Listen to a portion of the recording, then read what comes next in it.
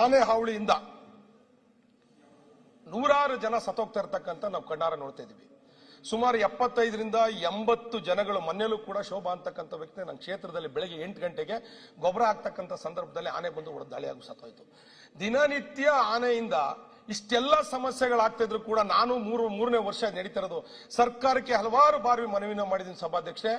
ದಯವಿಟ್ಟು ಈ ಏನು ಆನೆ ಮತ್ತೆ ಮಾನವ ಸಂಘರ್ಷ ಇದೆ, ಈ ಸಂಘರ್ಷಕ್ಕೆ ಒಂದು ಇತಿಶ್ರೀ ಆಡಬೇಕು ಅಂತೇಳಿ ಮಾನ್ಯ ಮುಖ್ಯಮಂತ್ರಿಗಳು ಅರಣ್ಯ ಸಚಿವರ ಕೈಲಿ ನಾನು ಇಷ್ಟೆಲ್ಲ ಒತ್ತಾಯವನ್ನು ಮಾಡಿದ್ದೀನಿ ಸಭಾಧ್ಯಕ್ಷೆ. ಆದ್ರೆ ಇವತ್ತನಕ ಪರಿಹಾರನ 15 ಲಕ್ಷ ಇರೋದು 20 ಲಕ್ಷ ಮಾಡಿದ್ದಾರೆ ಬಿಟ್ರೆ ಸಭಾಧ್ಯಕ್ಷೆ, ಇವತ್ತನಕ ಯಾರು ಕೂಡ ಜೀವನ ಉಳಿಸ್ತಕ್ಕಂಥ ವ್ಯವಸ್ಥೆ ಸರ್ಕಾರದ ವತಿಯಿಂದ ಆಗಿಲ್ಲ. ಯಾಕಾಗ್ತಾ ಇಲ್ಲ?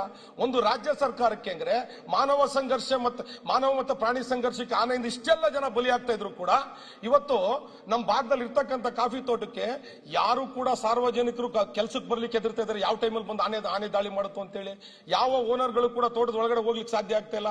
ಯಾಕೆ ರಾಜ್ಯ ಸರ್ಕಾರಕ್ಕೆ ಬಗೆಹರಿಸಕ್ ಆಗ್ತಾ ಇಲ್ಲ? ಬೇರೆ ಬೇರೆ ದೊಡ್ಡ ಸಮಸ್ಯೆಗಳನ್ನ ಬಗೆಹರಿಸತಕ್ಕಂಥ ರಾಜ್ಯ ಸರ್ಕಾರ ಯಾಕೆ ಈ ಸಮಸ್ಯೆಗಳನ್ನ ಬಗೆಹರಿಸಕ್ ಆಗ್ತಾ ಇಲ್ಲ ಸಭಾಧ್ಯಕ್ಷೆ? ಏನ್ ಮಾಡ್ಬೇಕು ಸರ್ಕಾರ?